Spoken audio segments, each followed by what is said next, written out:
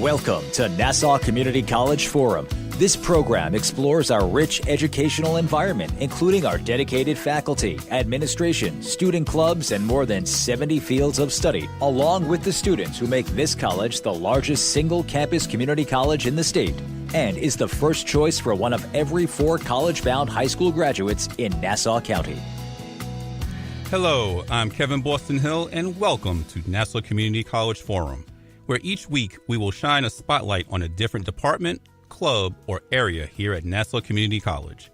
Today we will explore Student Personnel Services. Our guest today is Professor Molly Ludmar, and welcome to NCC Forum on 90.3 WHPC. Thank you for having me. So, before we get into the meat of what Student Personnel Services is, let's find out a little bit about you. So, what got you involved in this particular career? Well, that's an excellent question. When I graduated from college, I was an English major, and I thought that I wanted to go be a book editor or a publisher, and I couldn't find jobs in that area. But while I was in college, I had been very involved in student activities. And so when I graduated, I was offered a job in the admissions office, and I kind of just fell in love with it. So I worked in college admissions for 5 years. At that point, I decided I wanted to go back to graduate school and become a high school guidance counselor. I went to graduate school for counseling and quickly realized that I didn't want to work with high school students. I wanted to be with college students. And so finished my degree and, had worked at a couple different colleges kind of up and down the East Coast. And about 15 years ago, I was lucky enough to land at Nassau Community College. So here I am, and it's the best place I've ever worked. Great. And because I know your journey is going to help some other students who may be in a similar place where they just don't know, okay, I have this degree, now what do I do with it? Exactly. And they might want to find a non-traditional use for it and find a different path for themselves. So thank you for sharing that with us. So I guess tell us in a nutshell, what is Student Personnel Services exactly? So Student Personnel Services we're an academic department. Right. We teach, but we also provide services to students. So we have 5 distinct areas. Okay.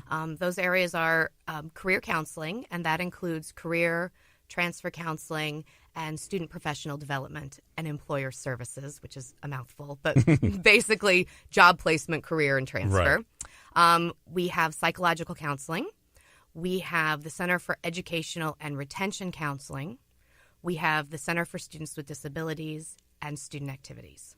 So we're a really diverse, unique department in that we have all those different areas. So we have lots of different things going on throughout our program. I can imagine. It sounds like you have a lot of things going on. So what of all those things, I guess, what are the busy times for those particular departments? So it varies from service area to service area. So, okay. For instance, right before school started, our Office of Student Activities ran new student orientation where we had 2,700 students attend in 1 week. So for them, their busy week was the week, before classes, right? Whereas everyone else, other areas maybe were a little bit quieter. Mm-hmm. Another busy time for around registration periods in particular would be the Center for Students with Disabilities. Okay. Their students receive advisement and some registration assistance from those counselors. And also our Center for Educational Retention Counseling is usually busy during those advisement times as well. So then, other areas might be busy at other times. Before I became chairperson of the department, I was a transfer counselor. And in transfer counseling, the really busy times are September and October, when students are really thinking about getting their applications into the 4-year schools, thinking about where they're going to go and what they're going to do. So it varies. We have different areas are busy at different times. I'm sure. So I guess how closely do you work with the professors that the students have? So we work really closely with faculty on campus, in classroom faculty. We, in our different areas, we might go into classrooms and provide workshops or programs. A lot of times, in particular, our career counselors are doing workshops for classes, the NCC 101. A lot of them bring their classes into the Career Counseling Center. Psychological counselors might consult with faculty on a student who's, appearing in distress or having a difficult time. Certainly, the Center for Students with Disabilities works very closely with faculty as well, in terms of reaching out and helping students, receive what they, the services that they need.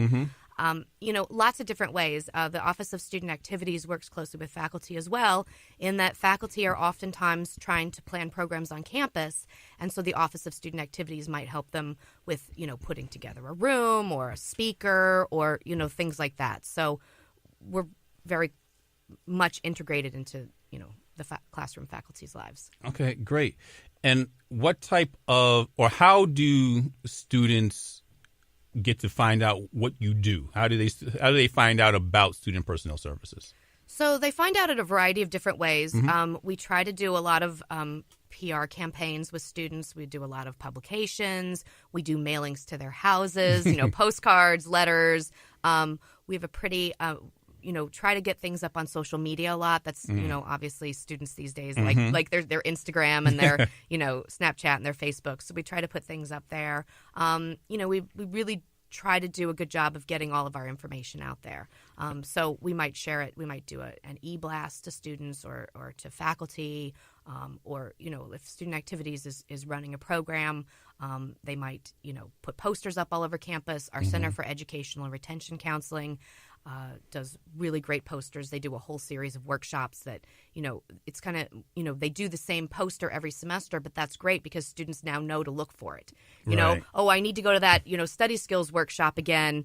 Oh, there's the poster that I saw last semester. Here are the dates that I'm going to attend. Great. And so thinking about all the different programs, all the different departments that make up services, excuse me, what are some of the more interesting programs that you all offer throughout the course of the year?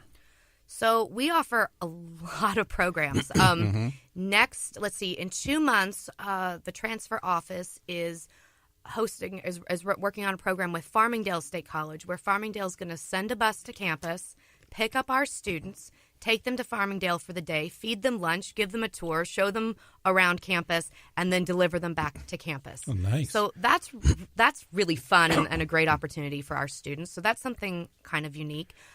Last night, the Office of Student Activities ran the evening activity hour, which runs 3 times per semester in the evening, and they had extreme bingo. So wow. I was not able to. It was a little bit past my bedtime, so I didn't make it there. But that was really fun. I can. Like what would extreme bingo look like? I wonder. I think there were lights and loud music and all kinds of prizes. It's not your grandmother's bingo. No. So let me just take this break real quick. You are listening to Nassau Community College Forum on the voice of Nassau Community College, 90.3 WHPC. My name is Kevin Boston Hill, and our guest today is Professor Molly Ludmar from Student Personnel Services. So what else does, or in a nutshell, if you can, because I know you said it's a variety of things and services that you provide, how does Student Personnel Services help students to succeed in a particular area? So when people ask me, kind of in one sentence or less, what do you do? Our job is to help students succeed at Nassau, and we help them to realize their potential. That happens in so many different ways, and I'll give you a few examples. Sure. So, for instance, we run student orientation, which is, for most students, is their first real formal introduction to the campus, right? I mean, they may have been here, they've probably taken a tour, they've come for an open house, they've applied, but the orientation is really where they get to come in and kind of, have see what's going on, talk to student orientation leaders. So that's really important just in setting the tone for the beginning of the academic year. Got it. But one of the things, and I think that's very important in terms of helping students succeed, you want them to start off on the right foot. But the other part of that I think is so important to student success is that for orientation, we hire between 50 and 60 student orientation leaders each year. And those student orientation leaders go through an extensive training. They have leadership training. We bring in specialists to work with them. We work on public speaking skills with them, and all of that. And so they have a wonderful experience as well. Right. So, we had a student who just graduated last year, but he became his first year at Nassau, he didn't get involved in anything. And the second year, he was invited to be an orientation leader because he had great grades. And that's kind of where we start reaching out to students is with that. He became an orientation leader. He realized how much he loved being involved. Next thing you know, he's the president of 2 clubs. He's the SGA representative to the Academic Senate. Wow. He's everywhere. I turn around, he's there. He's involved in everything. So that's one example of really where we help students. He's broken succeed. out of his shell for the most part. Absolutely. Yes. So that's one way that we do it. Another way that we do it is really just, working with students who maybe need someone to listen to or need to, have a trusted person that they can confide in and talk about their challenges. Our student body is incredibly diverse. Our students come from so many different backgrounds and have so many different issues that, happen to them. So, maybe it's a matter of, meeting with a psychological counselor and being able to talk about anxiety and stress and, personal relationships and, finding a way to kind of work through those so that they can meet their maximum potential in that way. So it happens in so many different ways. I can't even really, tell you all the ways, but that's just a few examples. No, I think those are great examples and it fits everywhere in between as well. So there's always something that you can support your students with. And I like the way that you laid it out from the beginning of the school year all the way through to the end of the semester or even at the end of the regular school year. There's always something that they can do to reach out. And so I think that would be very beneficial to our students. So in your recommendations and in your estimations, when would you recommend that a student come seek out your services at, let's say the student may be having academic difficulties. Mm-hmm. So what time of this in the semester should they come in and seek out those services? The minute a student starts to have any kind of struggles with courses or personal issues, that's the time to seek out for our services. We work 12 months out of the year. We're here throughout the summer. We're here throughout the breaks. We're a phone call away. And I would really say immediately, if something is going wrong, you don't want to wait until it snowballs and becomes a bigger problem. Sometimes if students can come in and they can meet with a counselor, it can be, just 1 or 2 meetings and things are back on track. Other times it takes longer. So I would say, ASAP. Excuse me. Now, because I know you have some students who figure, well, I'm an adult now, so I need to start handling these things on my own and so forth. And so they may be a little reluctant at first to come out and find something. So if they may be at the beginning of the school year and they say, well, it's early in the school year, I can work this out myself. And what would you say to those students? I would say, I admire that. I want, I want students to, be able to advocate for themselves and make their own decisions about what they need. But I would also say that, it never hurts to ask for some help. We're counselors, so we obviously believe in working with people and the human interaction and the benefits to all of that. So, even if someone thinks they don't need our services, maybe try it out one time. Come see what you think. It may not be as, I think sometimes students are nervous or, intimidated or something to come to certain, offices, but come check it out. We're all pretty friendly people. We're here to help. Exactly. And like you said, it's better to get the help early than to get it at the end of the year because it may be too late at that point. Right. We don't want students to end up on academic probation or warning or not have good grades. I mean, like I said, our job is to help them succeed. Right. And so, as much as we hate it when we're sad when our students graduate and leave, we're also, very proud of them and excited. And that's the ultimate goal. Excellent. Excellent.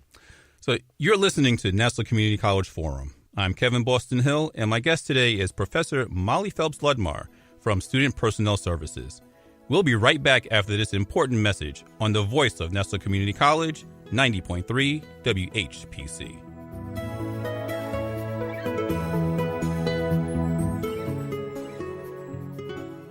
I want to thank my mommy for loving me so much, for taking me out to the park, for reading me books, for taking me to the doctor when I broke my foot in ballet rehearsal, for leaving me alone when I wanted to be alone. And now, as a grown-up, I'm thankful for being able to take care of you, my dear mom, for having the chance to take you to the park, for reading you those books we enjoy so much, for being able to take you to your therapies after you twisted your ankle, for understanding that sometimes